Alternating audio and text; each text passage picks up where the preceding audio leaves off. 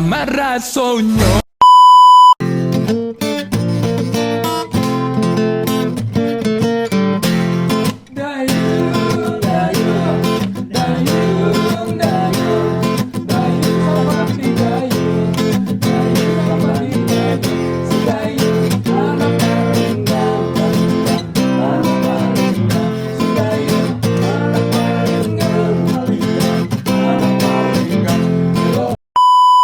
Yo, assalamualaikum warahmatullahi wabarakatuh. Selamat datang di Cerita. Ini kita bersama seorang legend, sama Om Kadri Karmila. Selamat datang Om. Terima kasih. Terima kasih kepada Om Kadri setelah meluangkan waktunya di sela-sela kesibukan yang full dalam satu minggu ini. Jadi ini Om, menjawab dari pertanyaan warga Minang dan sanak sebelahnya. Sadonyo. Nah, apakah ada Om ini darah Minang sampai-sampai berani mengeluarkan lagu Minang? Orang takut kan lagu daerah tuh. Ya, oke, Ambo jawab. Jadi Ambo 100%, 100% Minang. Jadi mandi sama Ambo tuh dari Palupuah si Pisang. Oh, berarti masuk Kabupaten Agam tuh. Agam. Iya. Ya, dakek kumpulan guys. Dan kemudian apa Ambo tuh dari Kubang, Gurun Kubang, Payakumbuh. Oh, berarti memang asli Asli. Tapi Minang. dua-duanya udah meninggal. Oh. Ya, jadi udah meninggal long time ago. Ya. Tapi saya dilahirkan, Ambo dilahirkan di Jakarta. Di Jakarta. Ya, Pure Jakarta pendidikan. 62 years ago. Jadi umur saya udah 62. Serius Om? 62. Ini masalahnya adalah dengan usia umualah lah angku kok. Ya, Angku, tapi iya. bicara mengenai musik universal. Siapapun tuh bisa membuat suatu karya. Cuma masalahnya karya itu bisa diminati orang banyak termasuk Gen Z apa enggak? Gen Z. Itu kan challenge-nya seperti itu. Bentuknya seperti itulah. Ya. Jadi 100% saya orang Minang. Dan kemudian bekerja sebagai daily activity di Jakarta itu sebagai lawyer, corporate lawyer. Ya, bisa dicek di Google. Waktu Kadri Om Muhammad. Ya. Kadri Muhammad ini sebagai lawyer apa gitu ya. Jadi saya hari-harinya tuh saya menjadi advisor dari banyak perusahaan. Ya. Di sela kesibukan Yang musik. paling terdekat yang saya pernah menjadi suatu komite investasi dari Dewan Komisaris Pertamina.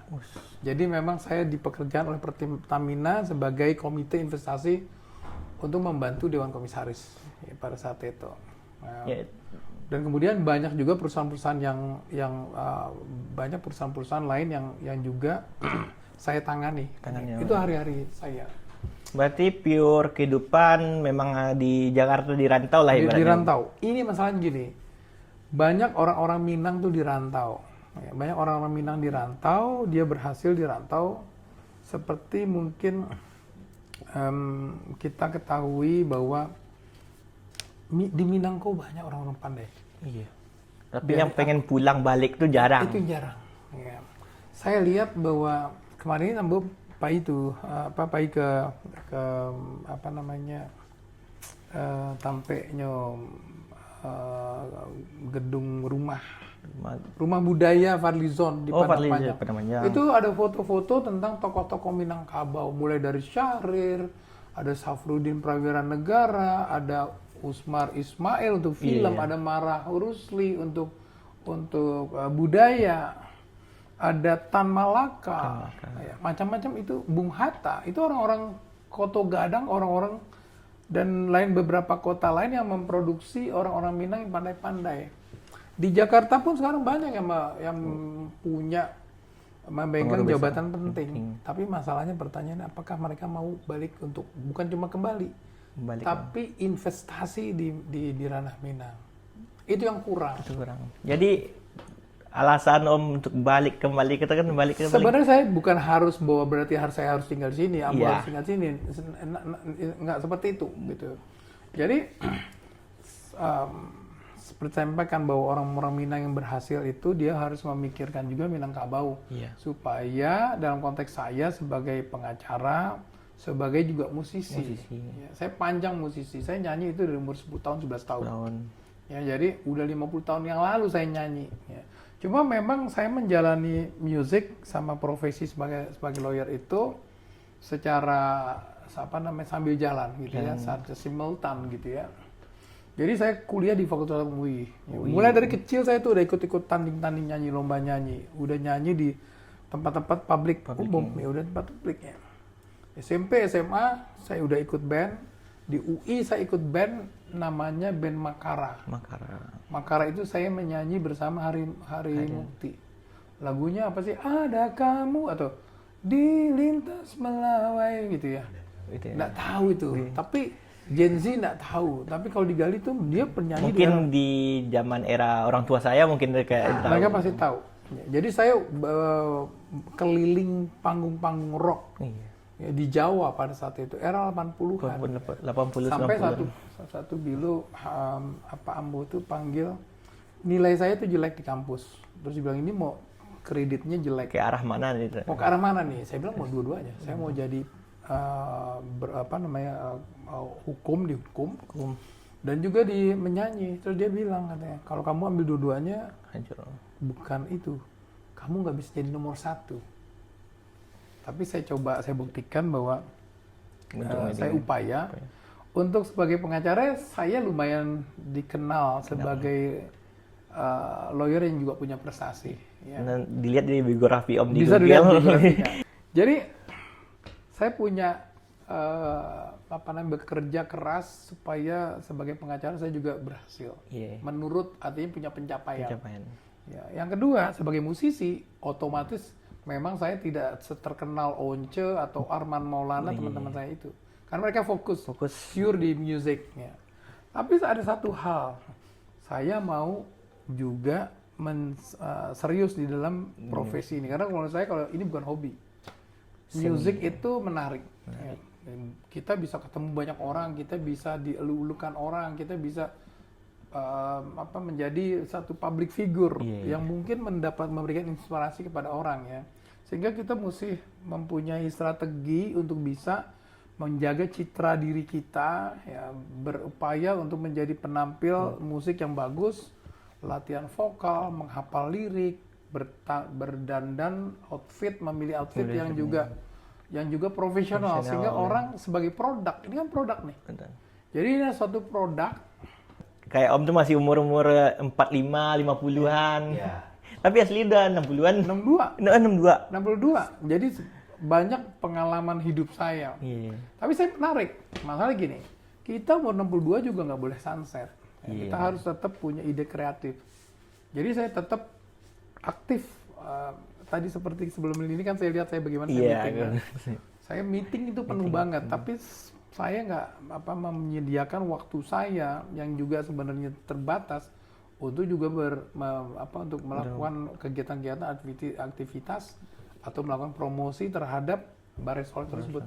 Kenapa Bare Solo itu dipilih ya?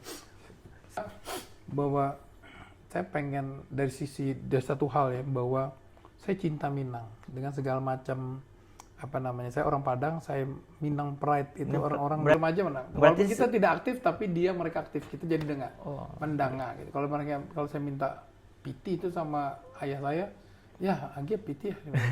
Dia bilang, "Wang piti ka piti." Ya, berarti masih Minang Pride Wang kiro piti karate kuran gitu. Itu saya ingat banget tuh. Dia juga nyanyi kalau dia lagi mandi itu lagunya lagu Minang. Lagu yang zaman dulu selama berarti masih kental juga pada masih kental. Jadi itu tetap ya, makanan juga sama, ibu saya juga memasak makanan Minangkabau. Ya. Yang pada saat mereka sudah meninggal saya merasa kehilangan.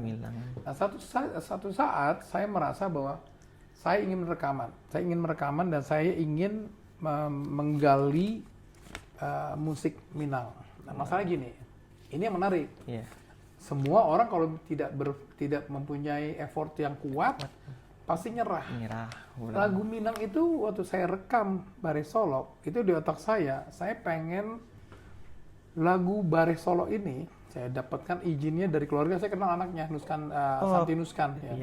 Sama Boy Nuskan itu. Saya minta lagunya, saya mau bikin lagunya kurang lebih demonya seperti ini. Gitu. Mereka oke-oke aja. Ya. Jadi sudah dapat izin, aransemennya akan dibikin bukan seperti yang asli. Masalah bukan itu poinnya gitu. Iya. Aslinya Eli Kasim itu merekam dengan bandnya Nuskan Syarif itu secara musik rock and roll. Rock and roll itu, cek. Ya, itu musiknya nggak ada talempong, nggak ada saluang, nggak ada menyanyikan itu Minang.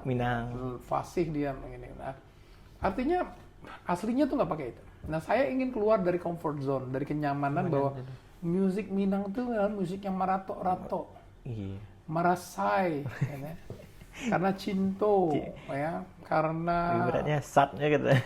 marasai gitu ya.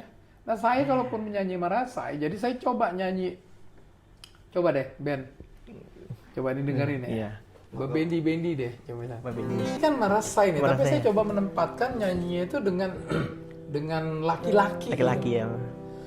Bendi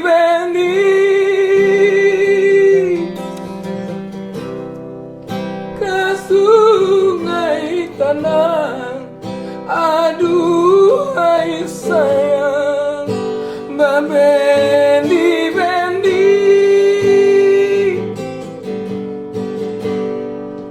ke sungai tenang, aduhai sayang, singgah memati, singgahlah memati, bunga lembayu. Saya pengen meratok tapi gentleman. Dengan musik mengikuti zamannya ya.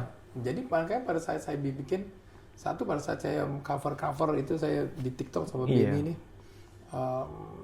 Dayung Palinggam, Ola Undi Lalarui Sanjo, Takanaju Kampuang gitu ya. Itu saya menyanyikannya itu dengan gaya yang penuh semangat, elegan. Jadi saya nggak mau meratok seperti itu. Boleh dong? Iya boleh. Ya. Memang terus kemudian apakah saya dianggap sebagai tiba-tiba keluar daripada kita ya? Enggak juga. Karena saya punya hak untuk menginterpretasikan khususnya dari Solo ya.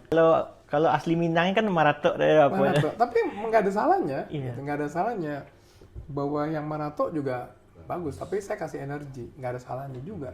Kalau saya bawakan ini lebih keras lagi, misalnya kayak heavy metal misalnya, ya mungkin banyak orang yang nggak selera sih. Heavy metal juga satu ekspresi musik ya, gitu. Nah jadi saya bawa ini dalam pop rock, saya kasih nama power pop. Ya, saya pengen kasih nama itu Minang Pop. Suatu saat Minang Pop, pernah dengar Badara nggak? Pernah. Itu kan beda. Dengan musiknya sendiri. Minang Pop. Apakah itu 100% musik Minang? Ya enggak. Dia pakai rap kok. Pakai rap. Ya. Cuman dia tetap pakai apa sih namanya aksesoris tambua. Pakai apa tambua apa segala macam yang telempong. Itu semua pakai itu gitu. Jadi itu bagus, menurut saya itu bagus dan itu tetap pop. Ya. Jadi ini yang mesti dikembangkan. Ya ini mesti dikembangkan dan mindset kita mesti dibuka. Tapi tetap kita tetap gembira menceritakan tentang beras. Produksi kebanggaan masyarakat Minangkabau. Ya. Ya bahagia. Saya tetap Bare Solo. Dan kemudian kembali saya bikin pada saat konsepnya saya ajak Rayola. Ada beberapa penyanyi saya pilih nih penyanyi. Tapi Rayola yang paling menurut saya paling Minangkabau. Ya dia tuh dapat lumayan jiwa lama, lagi. ya suaranya juga tidak terlalu tinggi jadi masih masuk sama saya. Inilah uni Minang ini. Ya, jadi masuk. Dia saya minta untuk tampil dengan dandanan dandanan Minangkabau. Kayak Suntiang saya. Jadi ada konsep tersendiri Jadi ada konsep itu kita bersinergi, berkolaborasi. Sinkron apa enggak? Kalau orang berpikiran tertutup, ya kadernya harus pakai. Banyakan di komen kayak gitu. Nah itu ya sama aja sama yang lain. Nah, kita mau cari beda. Ya kan? Ini mesti memang mindset mesti buka. Masuk apa enggak? Ya, menurut saya masuk. Gitu. Mas Pak, karena kita lagi ceritain beras kok. Iya. Ya ngapain juga saya nggak perlu pakai tiba-tiba beras Bawa kayak gini. beli. Iya nggak, udah nggak ke situ. Iya. Yang ke gunung, alam, enggak. Tapi saya cinta. Saya bikin cover-cover. Saya pengen tahu Palinggam di mana, saya datang Palinggam. Palinggam kemarin ya. Saya pengen tahu Urang Sumpuh. Sumpuh di mana? Saya datangin ke Sumpuh. Ke Singkara. Ya, Iya, masih masih remaja ya beberapa kali, nggak tiap tahun juga, iya. nggak tiap tahun. Tapi beberapa kali kan kita masih punya rumah gadang di Palupuh, sampai akhirnya rumah gadang itu lama-lama nggak kerawat, nggak terawe, dan kemudian di bawah itu jadi sampai kambiang. Banyak kambiang. Kan dikira di Nusa Anak Minang sebelahnya kan Om tuh jarang pulang, cuman ibaratnya cover lagu Minang. Jadi saya memang mencintai, saya datang ke sini, saya serius, dan yang paling penting itu totalitas. Ya, sebagai musisi itu kita jadi entrepreneur. Ya. Being a musician, you become an entrepreneur. Jadi pengusaha. Iya. Ini kita punya produk. Ya kita mesti jiwai produknya. Kalau kita nggak menjiwai produknya ya percuma. Iya sih.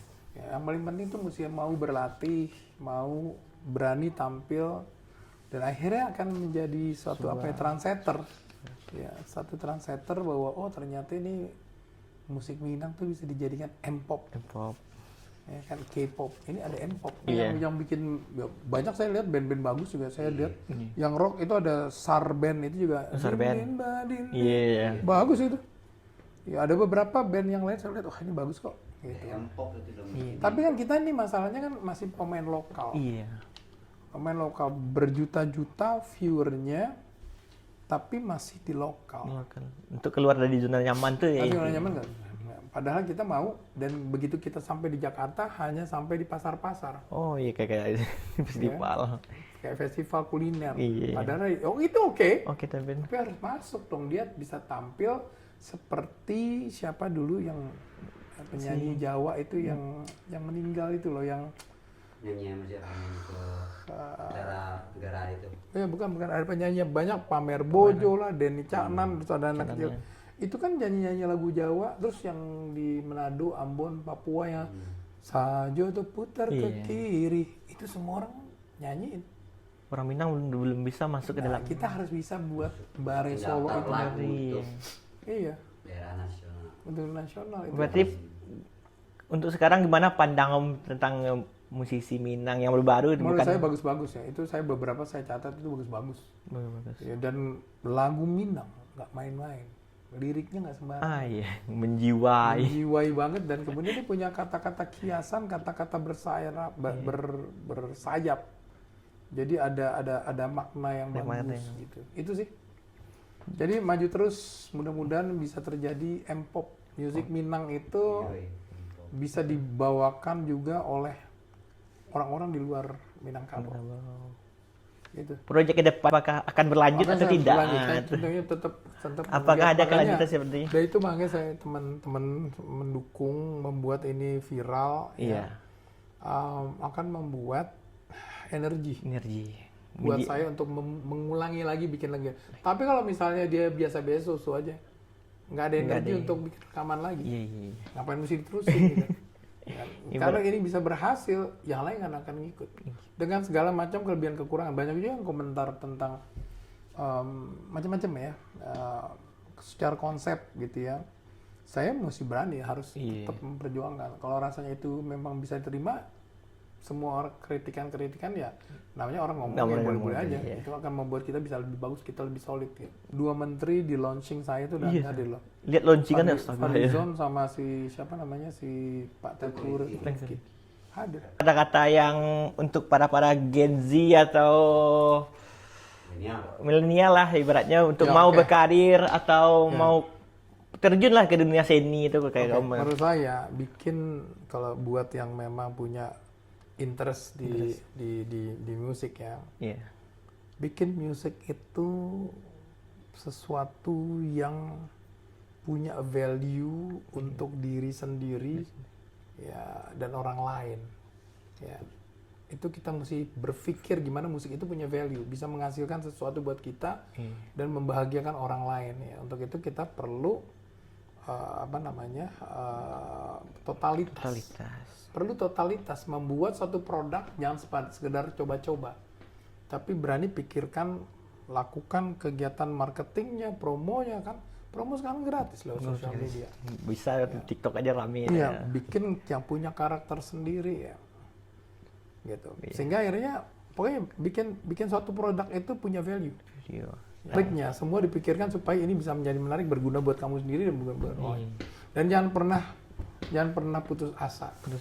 Yang paling penting sekarang gini, kita nggak hanya mengarang, mencipta, tapi harus sebelum mencipta kita memikirkan semua aspek, proses produksinya, hasilnya, marketingnya, surveinya, bahwa ini bisa masuk kemana sih.